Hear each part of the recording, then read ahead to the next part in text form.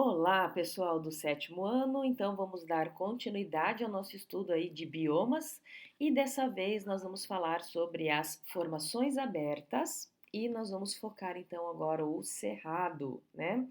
Então, nós iniciamos com esta imagem do cerrado e com algumas perguntinhas que não necessariamente precisam ser respondidas agora, mas que ao longo deste módulo a gente consegue, né, respondê-las.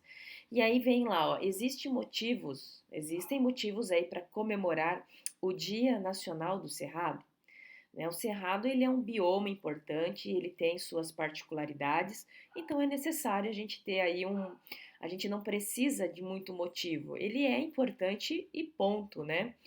E aí olha lá, qual a importância do cerrado para as bacias hidrográficas de todas as regiões brasileiras? A gente vai ver no decorrer do módulo que na região do Cerrado existem ali as nascentes de algumas bacias importantes, né, de algumas regiões aqui do Brasil, tá? Então, e a última perguntinha, assim, como que é possível, né, relacionar o Cerrado à economia brasileira? A gente vai entender que o Cerrado, ele também pode ser utilizado tanto para a agricultura quanto para a pecuária, para fins turísticos e assim por diante, né? Então, inicialmente, o que que a gente precisa ter em mente? Que o Cerrado, ele ocupa essa região aqui do Brasil. É claro que hoje ele já está reduzido, né, com alguns remanescentes, mas ele tem ali, ó, a partes do seu território, desde ali da região norte, né, nordeste, centro-sul, desculpa, sudeste, tá? E centro-oeste aí do Brasil, né? Então, o Cerrado ele ocupa, na verdade, a maior parte, né, da região central do Brasil, que é uma área de planalto. Então apresenta um clima mais característico aí como quente e seco, tá? Com relação à vegetação, ela é predominantemente aberta, com campos e algumas árvores retorcidas, que a gente já vai ver na sequência, né, que podem estar mais ou menos agrupadas. Quando a gente fala retorcida, a gente fala nesse aspecto aqui, ó. Olha só como é que ela é, ó. Os troncos, né? Não são retilíneos, eles são tortuosos. Então, essa paisagem típica apresenta aí variações menos frequentes, né? Por exemplo, em áreas mais fechadas, como a grande quantidade de árvores, ou em áreas bastante abertas, né? Quase exclusivamente de herbáceas. Então, a gente tem o cerrado, uma fitofisionomia que vai desde árvores, tá? Até áreas mais abertas, campos abertos. Contudo, há um potencial aquífero imenso no cerrado. Então aí vem a importância de uma das perguntinhas lá no início, pois é nesse bioma que são encontradas as nascentes de três das maiores bacias hidrográficas da América do Sul, não só do Brasil, mas da América do Sul. Por exemplo, a bacia amazônica Tocantins, tá? A bacia do Rio São Francisco e a bacia do Prata, né? Que aí, querendo ou não, junta ali a bacia do Rio Paraná e do Rio Paraguai, né? Que juntas vão dar ali a bacia do Prata. Então, ao longo das margens dos rios, tá? São frequentes as matas ciliares ou também chamadas de matas de galeria. Então, preste atenção, junto aos recursos hídricos, ou seja, a um rio, né, existe uma vegetação mais intensa com árvores, né, nessa beira, nessas margens do rio, protegendo, né? Então a função dessa vegetação é justamente proteger esse recurso hídrico, tá? E nós chamamos de matas ciliares, né, ou de matas de galeria. Então as duas vegetações, os dois nomes são praticamente iguais, tá bom? Possuem a mesma finalidade. Eles vão proteger esse recurso hídrico, né? E olha lá, paisagem típica do cerrado com um campo aberto e árvores esparsas que apresentam tortuosidade no caule. Então não é uma vegetação fechada, porque não está próximo a um recurso hídrico, mas já é uma área mais aberta, né, com árvores um pouquinho mais espaçadas por aí. Vamos puxar aqui, ó, abrir um parêntese ou marcar com um asterístico essa imagem aqui que é a vereda. né? Então, existem ecossistemas, né? A gente vai ver daqui a pouco de uma tabela que tem lá os tipos de ecossistemas que dividem, né, o cerrado. Mas este aqui não está naquela tabela, mas é importante a gente mencionar que são as veredas, né? O que caracteriza uma vereda, então, né? O lençol freático, ele aflora na superfície do solo, né? E forma áreas permanentemente alagadas, então a gente vai ter um alagado, nas quais se encontram, então, riachos e rios. Então, essa é uma característica. Além disso, existe o predomínio dessa palmeira, chamada, então, buriti, né? Cujo nome científico, então, é a Mauritia flexuosa, né? É a espécie de palmeira típica das veredas. Então, olhou, encontrou palmeiras, né?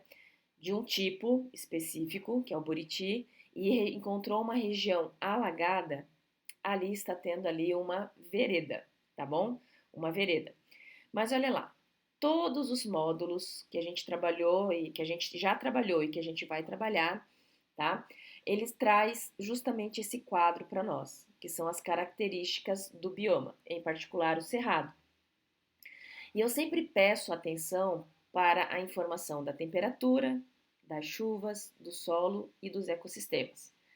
Situação atual, isso vai mudar, né? A cada 1, 2, 3 anos aí, quando é atualizado, vai mudar. Então não tem necessidade. Agora, temperatura, chuva, solo e ecossistemas normalmente são características mais permanentes, tá? Então, com relação à temperatura, o cerrado tem em média aí, ó, 23 graus, mas pode variar de 20 a 30, tá? Com relação à chuva, né?